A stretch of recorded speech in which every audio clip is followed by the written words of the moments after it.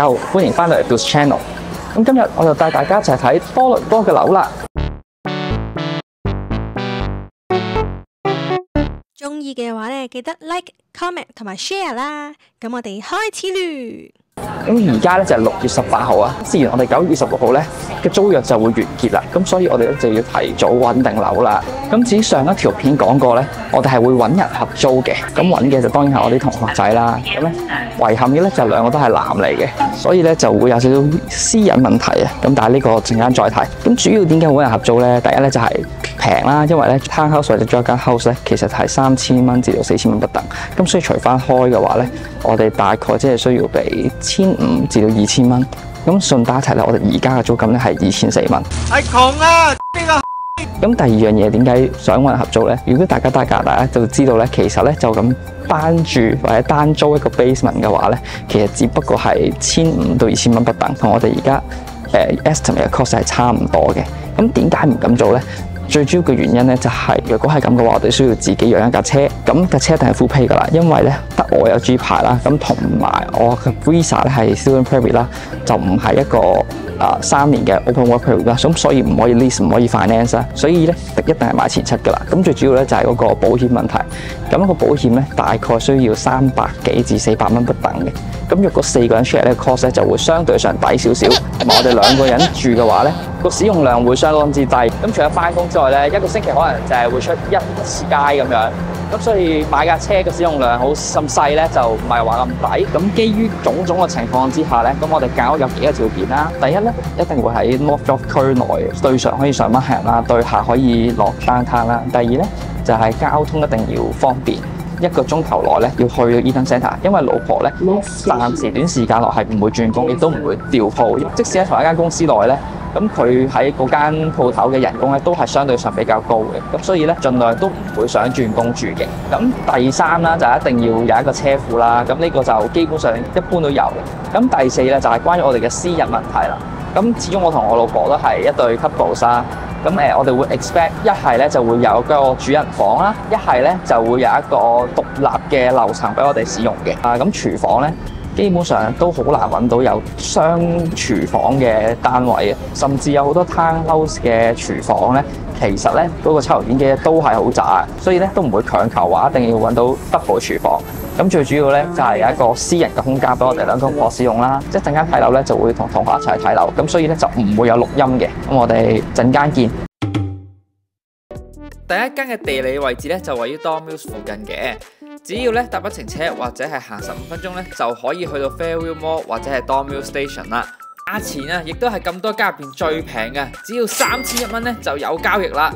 入門口左邊就係廚房啦，但係 size 咧比我哋當時住嘅 condo 咧仲要細，廳就正常係夠用嘅 size。然後我哋就落咗地牢，就知道點解會咁平啦。一落到去咧就係個機房嚟嘅，咁就有洗衣機啦、乾衣機啦。咁左邊咧就係所謂嘅廁所，咁但係呢個廁所咧係冇任何沐浴功能嘅。至於地牢嘅另外一邊咧就係一間大房啦。咁再上埋2樓睇睇啦。2樓咧就有2間房嘅，咁2間咧都係普通客房。2樓嘅廁所就靚仔好多啦，可以話咧係最新式嘅裝修啊。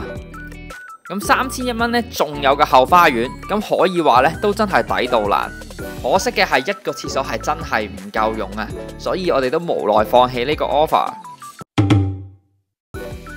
第二間嘅地理位置咧就更加 QK 啊！搭車嘅話咧需要整1個鐘咧先至會到 Eaton Centre， 仲要轉2程車啊！但係價錢啊反而要3009蚊啊！咁第2層啊，我哋就由地牢開始睇起嘅。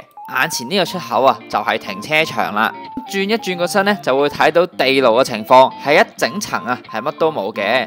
上翻地面之後咧就係一個好靚、好新、好大嘅廚房啊，再加埋半個飯廳左右啦。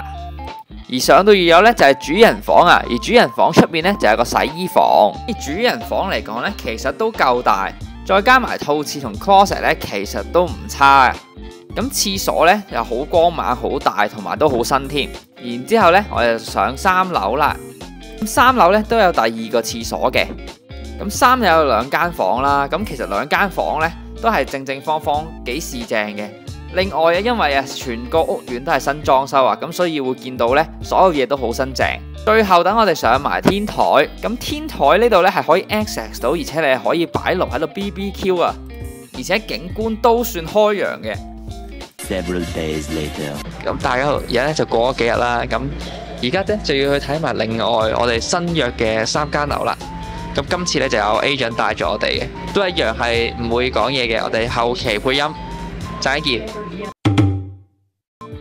第3間嘅地理位置可以用無敵嚟形容啊，只係需要7個字就可以出到 Eaton Centre。價錢方面咧就要價3800蚊。第3間其實只係租上層嘅啫，即係話下層就已經有人住啦。咁呢格局亦都係一個好傳統嘅走廊再加房間嘅格局啦。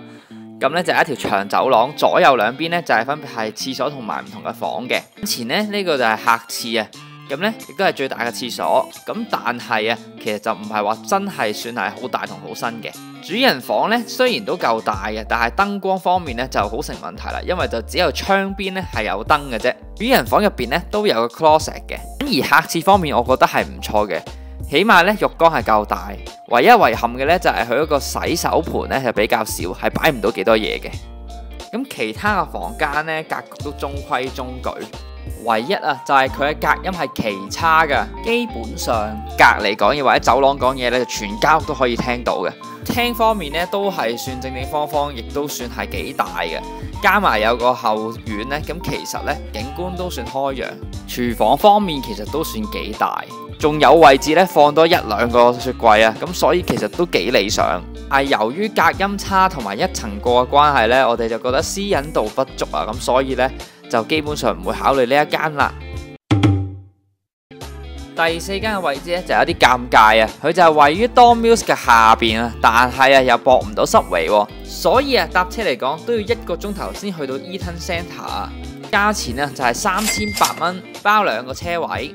一入門口右邊咧就係個廚房啦，咁罕有地咧呢個廚房咧係用緊明火嘅，咁但係 size 咧就唔係話真係好大啦。呢間屋嘅格局咧其實都係以長方形為主，咁1樓個廳咧其實已經夠用有突啦。1樓連住個露台咧其實算開揚嘅，咁但係就望到隔離屋。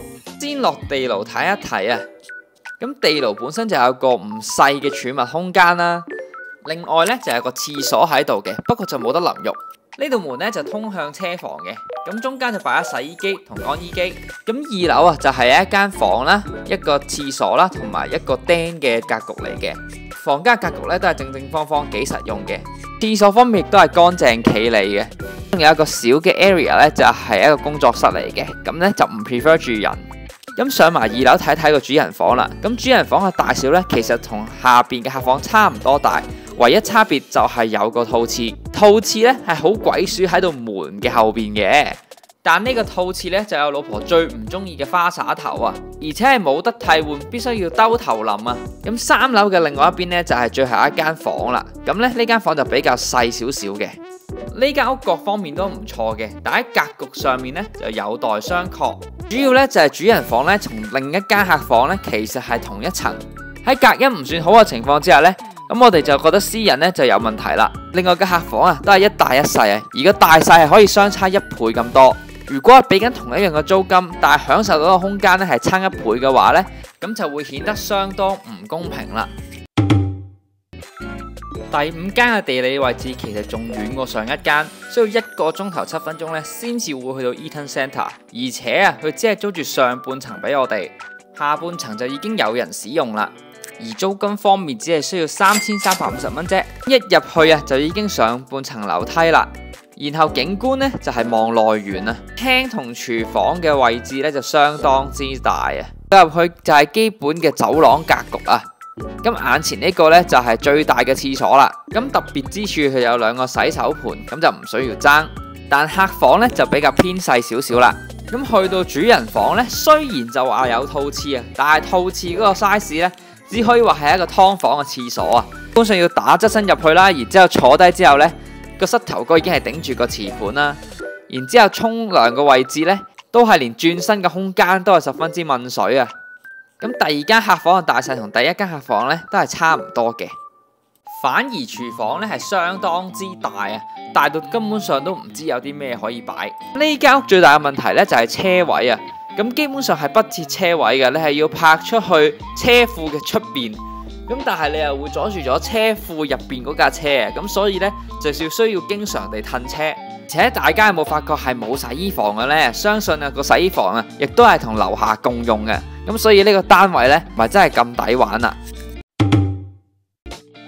第6間嘅地理位置就位於 Finch 嘅上方，咁只係需要50分鐘就可以去到 Eaton Centre 啦。而且有多條嘅巴士線係可以去到 Finch Subway Station 嘅，所以地理位置可以話係第2好嘅一間。價錢方面呢，呢間就要價3800，包含2個車位，入門口就係廚房啦。咁其實廳同廚房呢唔算話太大嘅，只係夠擺幾張台同 sofa，但後花園嘅空間呢就比我想象中大好多啦。咁地下呢仲有一個客廁嘅，咁就係只有馬桶就沒有沖涼嘅空間啦。2樓嘅空間呢，就係2間客房再加個客廁嘅，其中一間客房呢，係偏大啲啲嘅，咁大概係6:4比左右嘅。咁2樓嘅客廁呢，就有得沖涼嘅。咁上到3樓呢，就全層都係我哋主人房嘅空間。你見到個空間相當之大，甚至有個獨立嘅房仔呢，係去做衣帽間嘅，都可以見到間房入邊有好多窗呢，係十分之開揚嘅。而廁所簡直可以用誇張嚟形容啊！竟然係有浸浴缸啦，同埋淋浴間之分嘅。而地牢咧就係儲物空間啦，同洗衣房啦，仲有通向停車場嘅後門啊！咁車位咧都係比較大嘅，就算泊2架大車咧都應該冇問題。睇晒6間之後，唔知大家又會揀邊一間呢？下一集為你哋呈現我哋嘅搬屋 vlog，下集見，拜拜。